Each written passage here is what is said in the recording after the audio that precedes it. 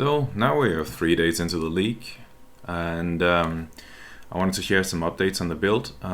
It's coming along quite rather well. You can see my tooltip here is increasing, and I didn't post yesterday because I kind of went into a trap. So let's get that out of the waters first. I tried doing the fire setup with Nebulog and a pair of gloves, and then I skilled into the tree and took Avatar Fire and the Fire Mastery for the 40% conversion.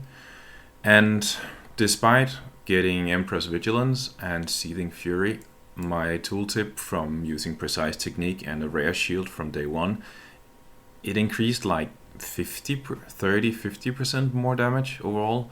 It just wasn't enough to be worth the hassle. So I left these in my stash, and then I went pure Fizz. And part of the reason for that is this note here: hits have 50% chance to ignore enemy physical damage reduction, and then if I need to, I can use the mastery to get to 100%. And that means all my physical damage is true damage, so to speak, and there's not any mitigation of the enemies. And I realized that just even though I ran Fire Pen on my setup, it just wasn't enough. There was too much resist on monsters and too many map modifiers boosting them to actually get a benefit from it. It was purely for the defensive means this one worked. So with that out of the water, let's take a look at the gear. So I have made a rapier here with an abyssal socket. So I put in a chance to avoid being shocked and stunned, and a little bit of life. Super easy to craft. You just buy a fossil, and then you click this fractured rapier once, and then you have it. So that thing, helmet, takes care of my intelligence and a good chunk of my accuracy needs. Empress Vigilance. Then there is an amulet here, which solves a lot of my resist. And ring, accuracy, resist, life, and some life, resist, and dexterity. Dexterity is important in this one. Then I have the Resist Defiance for 50% crit damage reduction, and then also giving me Onslaught, so I can get some more movement speed. Then I have Iron's Anguish for +1 to maximum endurance charges, and then I gain brutal charges instead. I am only sitting at 6 charges, but 6 is still a pretty decent number. And then there's some good defensive numbers on it, and I also got the Pride corruption on it. Then there is Ralakesh Impatience with the endurance charges, so they're always up. I really wanted the damage mitigation on the build, and then it works well with Dawn's Anguish. And then I'm using Admiral's Arrogance, uncorrupted.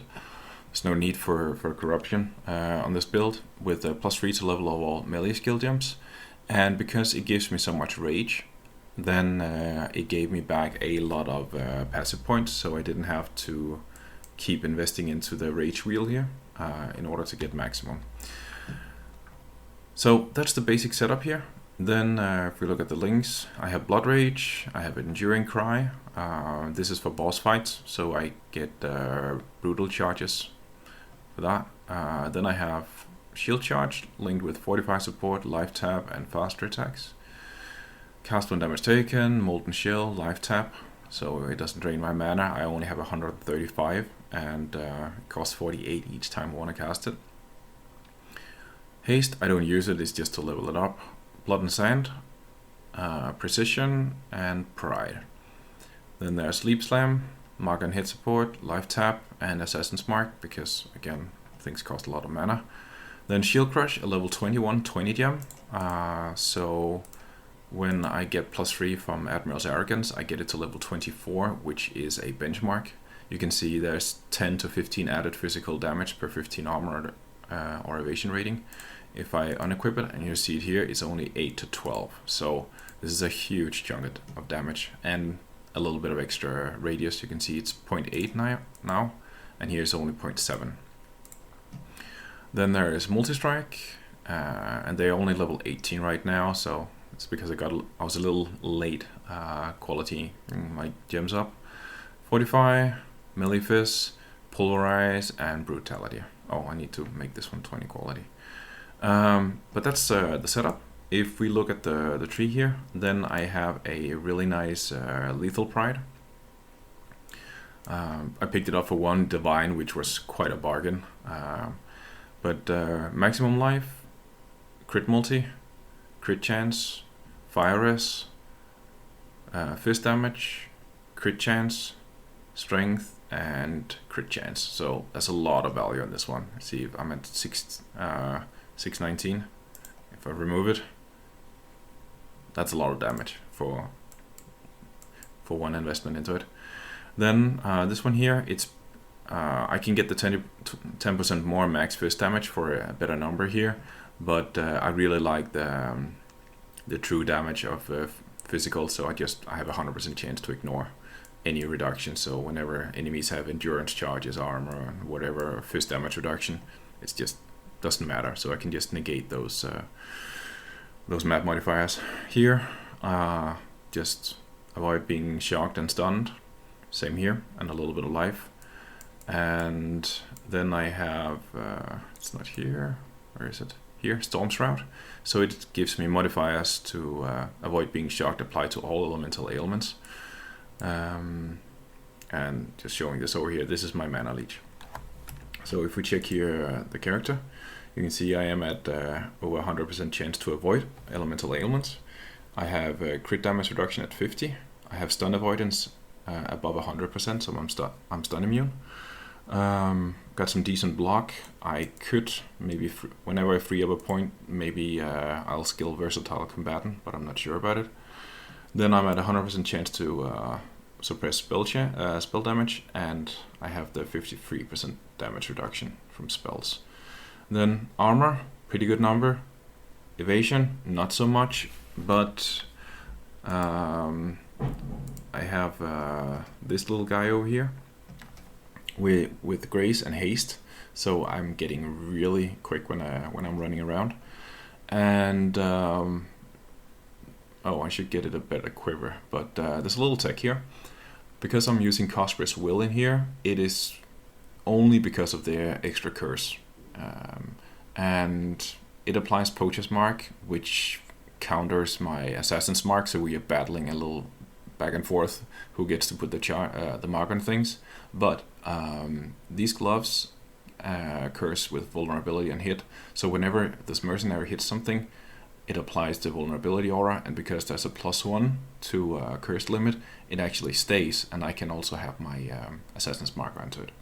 And basically it's just like life and some resist, and yeah. It's a tanky one, it hardly ever dies. Oh, yeah. I had at some point, let's see, don't judge me, I haven't cleaned this one up yet.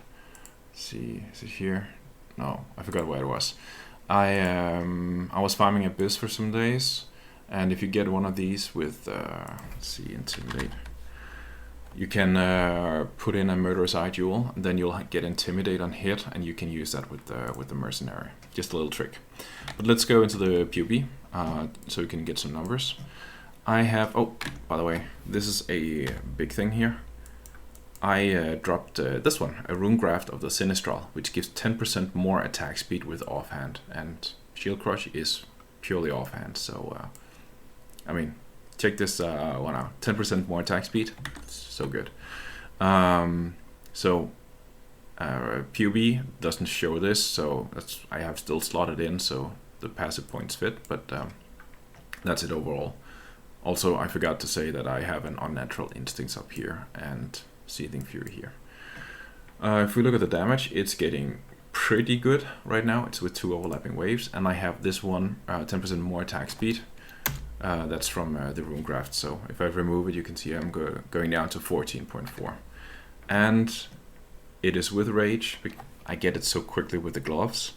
Onslaught, that's whenever I get hit, and then I have it for 20-30 seconds because of Duelist. And actually, this is wrong. I shouldn't have Intimidate on it. I forgot that the Mercenary no longer applies Intimidate, but instead I have Vulnerability Aura. But other than that,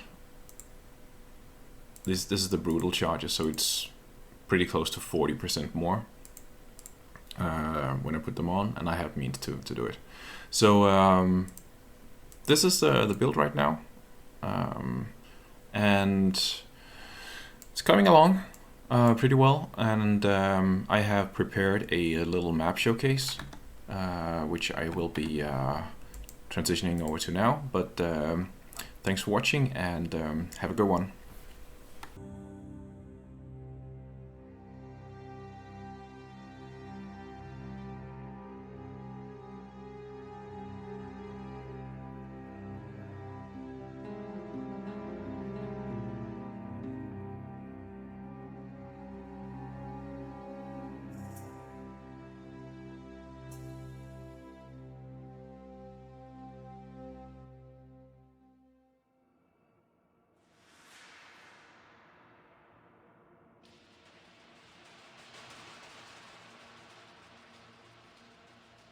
They will turn you into red milk.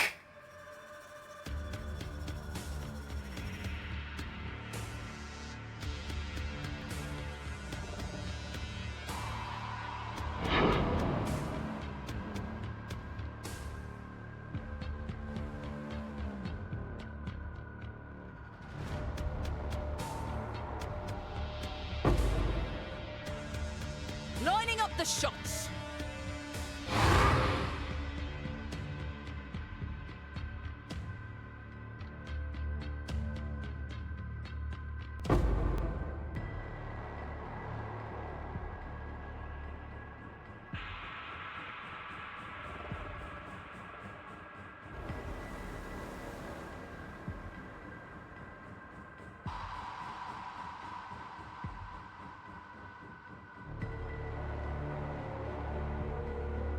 Your body is the canvas. Choice. Now, remain calm. Art through agony. Stronger than you look. Very well. It's yours.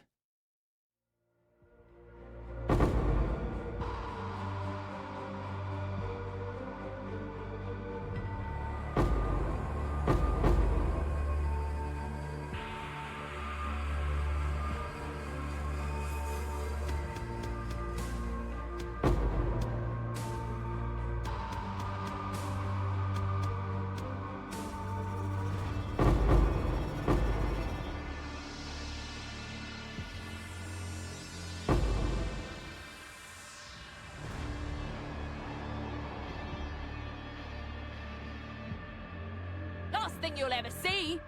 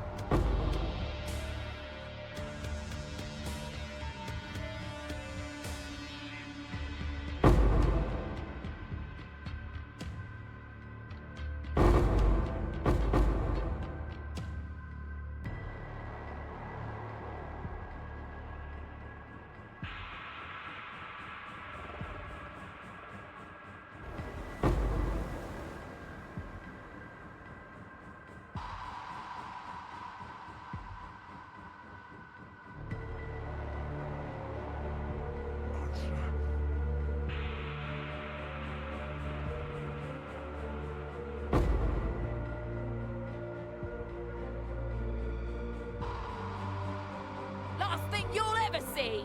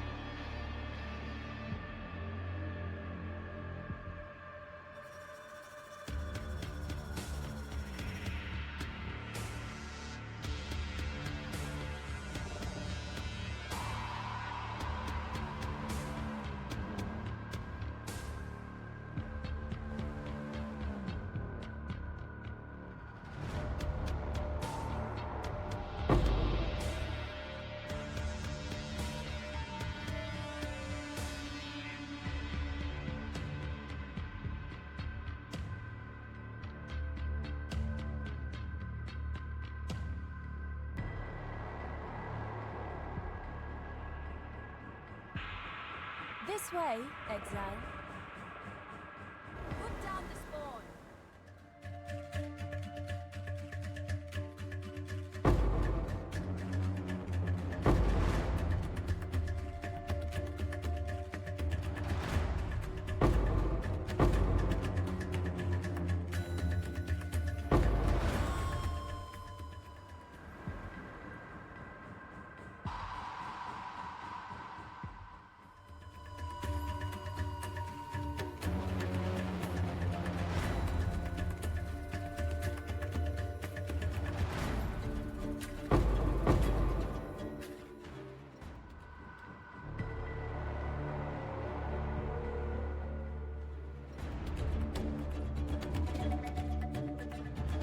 Lining up the shots.